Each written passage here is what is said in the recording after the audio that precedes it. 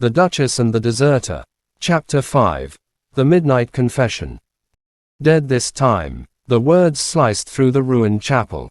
Lady Seraphina's breath caught. Outside, hoofbeats shifted through mud while lantern light moved against fractured stone. They were close. Too close. Elias extinguished the fire instantly. Darkness swallowed them. The sudden silence rang louder than thunder. Without warning, his hand found her wrist. Firm, steady. This way, he whispered. Before she could argue, he guided her behind the collapsed remains of an old altar, deeper into shadow. Rain dripped steadily through broken beams overhead. Seraphina could barely see him. Only the outline of broad shoulders. The sharp rise and fall of controlled breathing. Outside. Search inside. Boots crunched over wet gravel.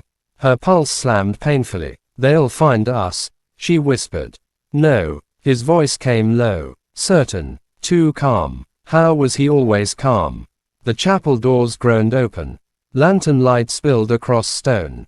Men entered. Seraphina instinctively moved backward. Her shoe scraped rock. The sound felt deafening. A guard stopped. Silence. Elias reacted instantly. One arm moved around her waist. The other pressed gently over her mouth, pulling her against the shadows. Against him. Stillness. Her breath caught hard. Too close. Far too close. Rainwater clung to his shirt. Cold fabric. Warm skin beneath. The steady beat of his heartbeat thundered impossibly near. Did you hear that? A soldier asked. Another scoffed. Probably rats. Lantern light moved closer. Closer. Seraphina barely breathed. Elias lowered his head slightly. His voice brushed near her ear. Stay still. Low. Controlled. Too calm. She hated how safe it sounded. Outside the hiding space, Boots stopped.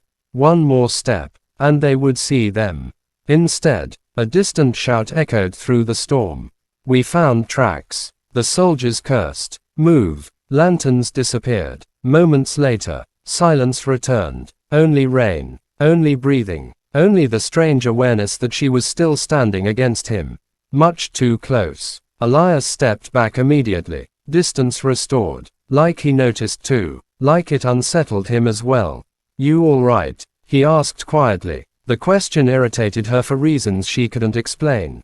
Yes. A lie. Her pulse still hadn't settled. He relit the fire carefully. Orange light flickered across worn stone again. Neither spoke at first. Something had shifted. Small. Unspoken. Dangerous. Seraphina sat near the warmth, wrapping his coat tighter around herself. The fabric still held traces of smoke and rain. And somehow, comfort. You could have left me, she said eventually.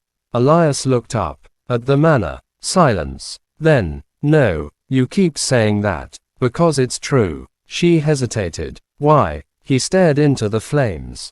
Long enough that she almost thought he wouldn't answer. Then quietly. Because your father asked me to protect you. Everything inside her stopped. What? His expression darkened. The night before the attack. Her stomach dropped. No, he knew something was coming. Impossible. Her father had said nothing. Shown nothing. Only fear. And marriage. You're lying. I wish I were. Elias reached into his coat again. Another folded letter. This one worn soft around the edges. Her father's seal pressed into wax. Her hands shook as she opened it. Only one line sat written inside. If anything happens, keep my daughter far from Edwin Blackwood. Her throat tightened painfully. No, no, no, no.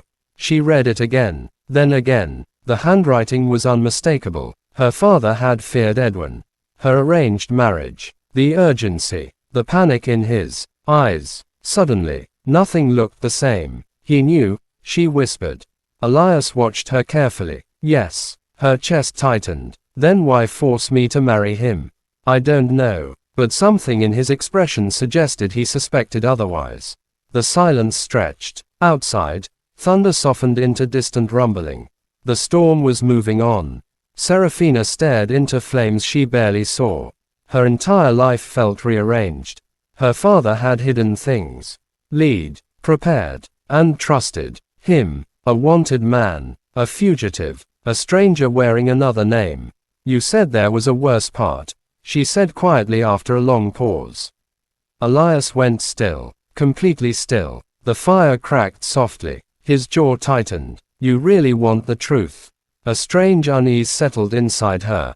Yes. He exhaled once. Slow, measured, then looked directly at her. The reason Edwin wants me dead, a pause, sharp enough to hurt, is because I used to serve under him.